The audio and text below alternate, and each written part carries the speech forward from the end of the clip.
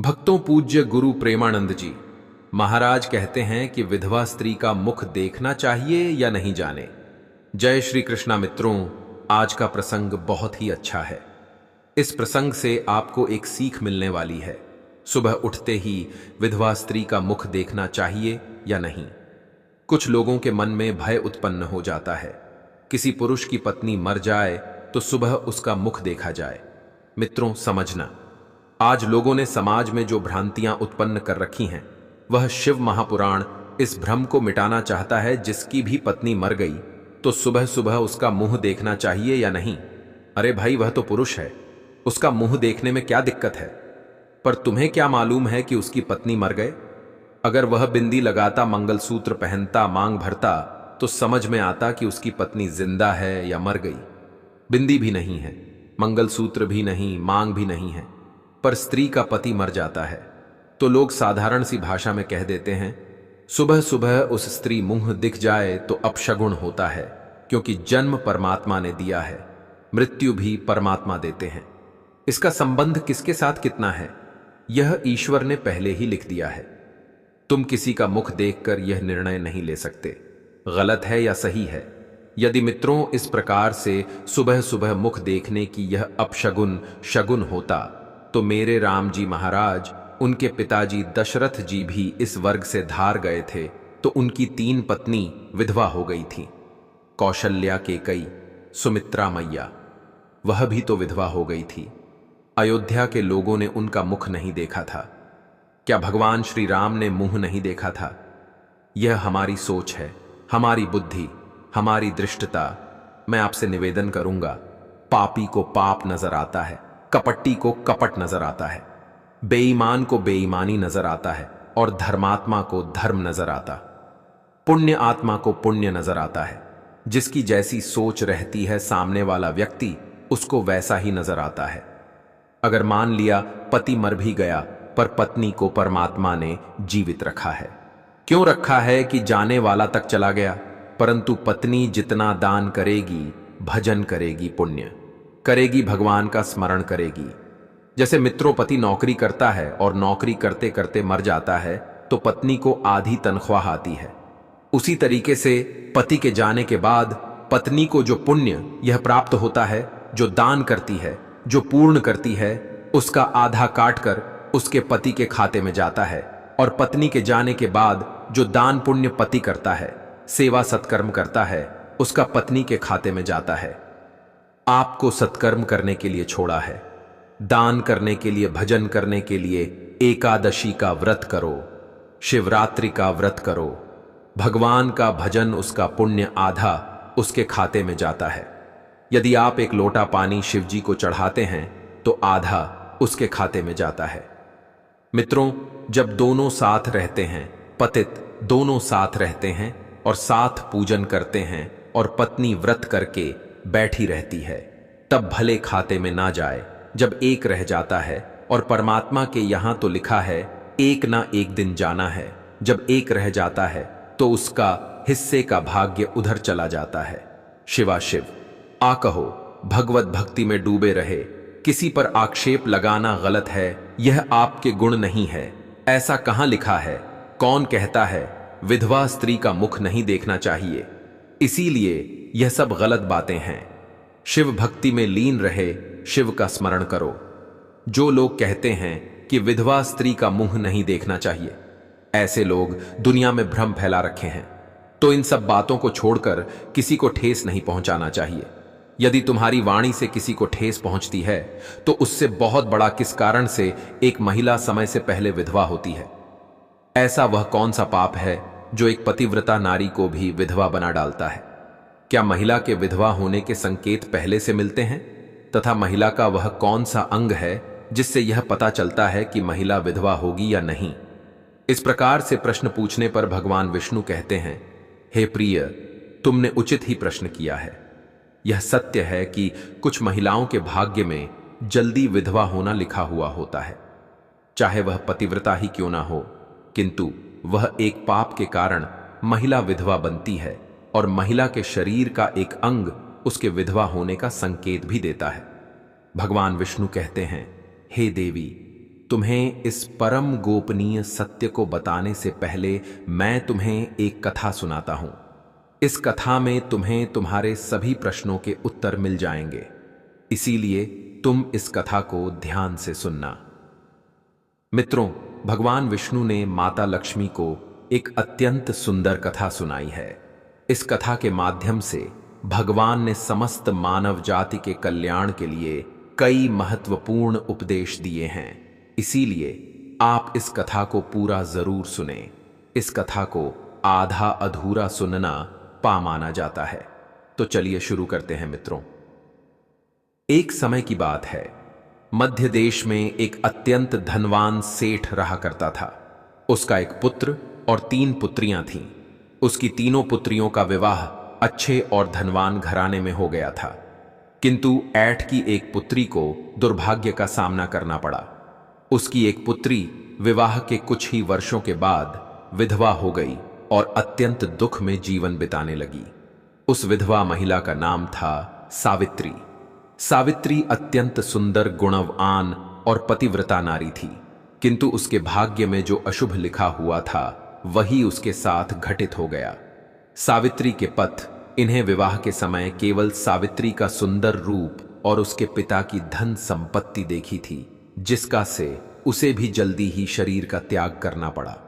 बचपन से ही सावित्री के शरीर के अंगों पर उसके विधवा होने के लक्षण दिखाई दे रहे थे, लेकिन किसी ने उस पर ध्यान नहीं दिया था।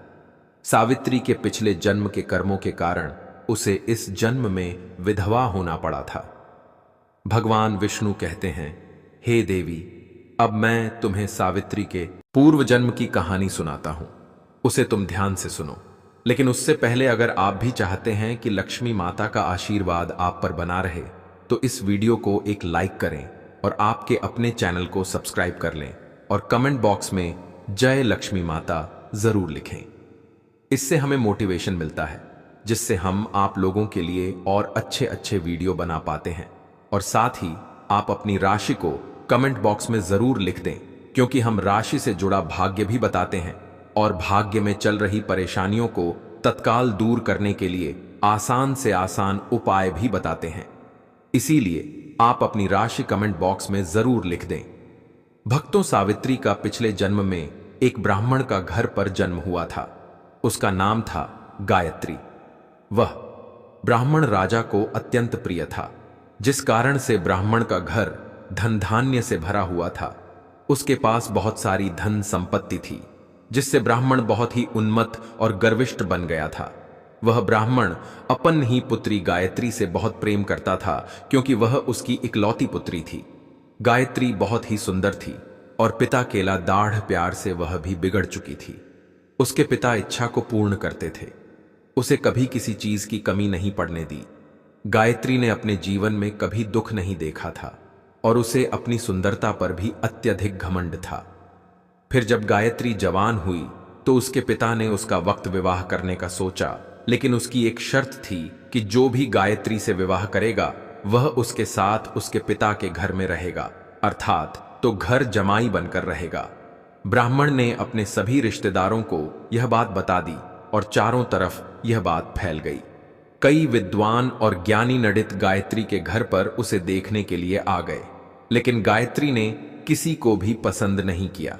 गायत्री ने कई विधवा न ब्राह्मणों को अपमानित करके घर से बाहर निकाल दिया। फिर एक दिन एक अत्यंत सुंदर ब्राह्मण भिक्षा मांगने के लिए यत्री के घर पर आया, जिसे देखकर गायत्री उस पर मोहित हो गई और अपने पिता से कहने लगी कि वह उसी भिखारी ब्राह्मण से विवाह करें। यह सुनकर गायत्री के पिता ने भी स्वीकृति दे दी और उस भिक्षुक ब्राह्मण को गायत्री से विवाह करने के लिए पूछा, तो उस भिक्षुक ब्राह्मण ने भी हां कर दिया और फिर गायत्री और उस ब्राह्मण का विवाह संपन्न हुआ। गायत्री वट विवाह के समय बहुत प्रसन्न थी। उसे उसका मनपसंद जोड़ीदार मिल चुका था। विवाह के बाद कुछ दिनों तक गायत्री अपने पति के साथ बड़े प्रेम से रहने लगी और उसकी सेवा करने लगी। लेकिन कुछ ही दिन बीतने के बाद गायत्री ने अपना असली रंग दिखाना शुरू कर दिया। यह गायत्री अपने पति को नौकर की तरह समझने लगी। उसकी आज्ञा का पालन करने की जगह पर उसे ही आज्ञा देने लगी। गायत्री अपने पति को भी उसके आम से बुलाने लगी। खुद अपने पति के पैर दबाना छोड़कर अपने पति से ही खुद के पैर दबावा लगी। गायत्री स्वेच्छाचारी थी। वह पति को बिना बताए ही घर से बाहर चली जाती। कभी पति की कोई बात नहीं मानती थी। पति से पहले ही भोजन करती थी। किसी भी धार्मिक कार्य में पति के साथ नहीं बैठती थी और अकेले ही मौज करती थी। अपनी पत्नी के ऐसे व्यवहार को देखकर गायत्री का पति बहुत दुखी रहने लगा। उसने गायत्री को बहुत समझाने की कोशिश की, लेकिन वह कभी नहीं मानी। गायत्री अपनी ही मनमानी करती रहती थी। गायत्री की मां ने उसे कई बार समझाने की कोशिश की कि पत्नी को अपने पति के साथ कभी भी असभ्य व्यवहार नहीं करना चाहिए, लेकिन गायत्री अपनी मां की एक ना सुनती थी। वह जानबूझकर अपने पति का अपमान करने में लगी रहती। रोज का नियम था उसके लिए पति की बुराई करना, गाली देना, उसे नाम लेकर पुकारना और तरह तरह से उसे नीचा दिखाना। यह लसीला इतना बढ़ गया कि उसका पति पूरी तरह तंग आ चुका था। एक दिन उसने गहराई से सोचा और फिर चुपचाप घर छोड़कर जाने का फैसला कर लिया। बिना किसी को बताए वह घर से निकल गया और गायत्री को तिल आद कर वन की ओर चला गया। वहां जाकर उसने कठोर तपस्या शुरू कर दी। उसका मानना था कि शास्त्र सही कहते हैं, बुद्धिमान व्यक्ति को दुष्ट और मनमर्जी करने वाली पत्नी का साथ छोड़ देना चाहिए, वरना वह उसके पापों में भी भागीदार बनता है। घर पर गायत्री ने तब वो पति को ढूंढने की कोशिश भी नहीं कि बेफिक्र होकर वह अपने मायके में रहने लगी मानो कुछ हुआ ही ना हो। उसकी मां ने बार बार समझाया, बेटी जाकर अपने पति से माफी मांगो और उन्हें वापस ले आओ, पर गायत्री के कानों पर जू तक ना रेंगी। वह अक्सर कहती, छोड़ो मां, वैसे भी वह तो मेरा भीख मांगा पति है। उससे शादी करके मैंने उस पर बड़ा एहसान किया था। वह मूर्ख है जो मुझे छोड़कर भाग गया। ऐसे पति के साथ रहने से तो अच्छा है मैं अकेली ही रहूं। देखो ना मैं कितनी सुंदर हूं, कोई भी पुरुष मुझसे शादी करने को तैयार हो जाएगा। गायत्री की इस अकड़ और बेपरवाही से उसकी मां का दिल टूट गया था। इधर गायत्री का पति वन में ईश्वर की भक्ति में पूरी तरह लीन हो गया। सांसारिक बंधनों से मुक्त होकर उसने अपना जीवन तपस्या को समर्पित कर दिया। उधर गायत्री के जीवन में अचानक बड़ा उलटफेर आया। उसके पिता को राजमहल में चोरी करते हुए पकड़ लिया गया। राजा को जब यह खबर मिली तो उनका क्रोध 7वें आसमान पर था। उन्होंने गायत्री के पिता की सारी संपत्ति जब्त कर ली और उन्हें जेल में डलवा दिया। इस घटना ने गायत्री और उसकी मां को रातों रात भिखारी बना दिया। अब उन्हें दूसरों के घरों में मजदूरी करके अपना पेट पालना पड़ता था।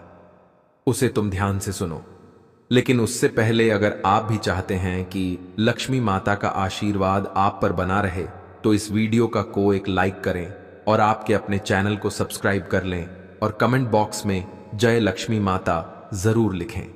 इससे हमें मोटिवेशन मिलता है, जिससे हम आप लोगों के लिए और अच्छे अच्छे वीडियो बना पाते हैं।